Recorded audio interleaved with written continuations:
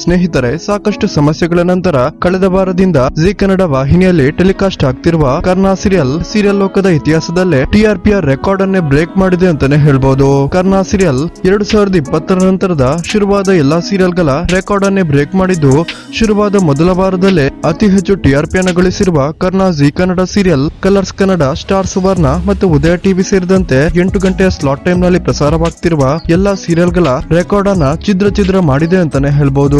Starting ನಲ್ಲೇ 2 ಅಂಕೆಗಳ TRP rating ಅನ್ನು ಪಡೆದುಕೊಂಡಿದ್ದು, ಅಷ್ಟಕ್ಕೂ ಕರ್ನಾ ಸೀರಿಯಲ್ ಮೊದಲ ವಾರದಲ್ಲೇ ಎಷ್ಟು ಟಿಆರ್ಪಿ ಅನ್ನು ಗಳಿಸಿಕೊಂಡಿದೆ, ಇದು ಕಲರ್ಸ್ ವಾಹಿನಿಯ ಮೇಲೆ ಯಾವ ರೀತಿ ಎಫೆಕ್ಟ್ ಅನ್ನು ಬೀರುತ್ತೆ ಅನ್ನುವ ಕಂಪ್ಲೀಟ್ ಡೀಟೇಲ್ಸ್ ಅನ್ನ ಈ ಒಂದು ವಿಡಿಯೋದಲ್ಲಿ ನಾವು ನೋಡೋಣ.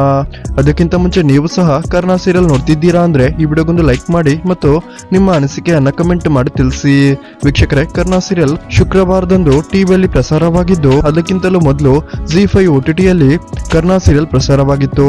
ಆದರೂ ಸೋಮವಾರದಿಂದ ಕರ್ನಾ ಸೀರಿಯಲ್ ಟಿಆರ್ಪಿಯಲ್ಲಿ 10.3 TVR ರೇಟಿಂಗ್ ಅನ್ನು ಪಡೆದುಕೊಂಡಿದ್ದು, 2020 ನಂತರ ಪ್ರಸಾರವಾಗಿದ್ದ ಎಲ್ಲಾ ಸೀರಿಯಲ್ಗಳಲ್ಲಿ ಇದೇ ಅತಿ ಹೆಚ್ಚು ಸ್ಟಾರ್ಟಿಂಗ್ ಟಿಆರ್ಪಿ ಅಂತ ಹೇಳಲಾಗ್ತಿದೆ. ಇದು ಕಲರ್ಸ್ ಕನ್ನಡ, ಸ್ಟಾರ್ ಸುವರ್ಣ ಮತ್ತು ಉದಯ ಟಿವಿಯ ಎಲ್ಲಾ ಸೀರಿಯಲ್ಸ್ಗೆ ಅಡ್ಡಿಯನ್ನ ಉಂಟು ಮಾಡಿದ್ದು, ನಿಮ್ಗೆ ಇದರ ಬಗ್ಗೆ ಏನ್ ಅನಿಸುತ್ತೆ ಅನ್ನೋದನ್ನ ದಯವಿಟ್ಟು ಕಮೆಂಟ್ ಮಾಡಿ ತಿಳಿಸಿ.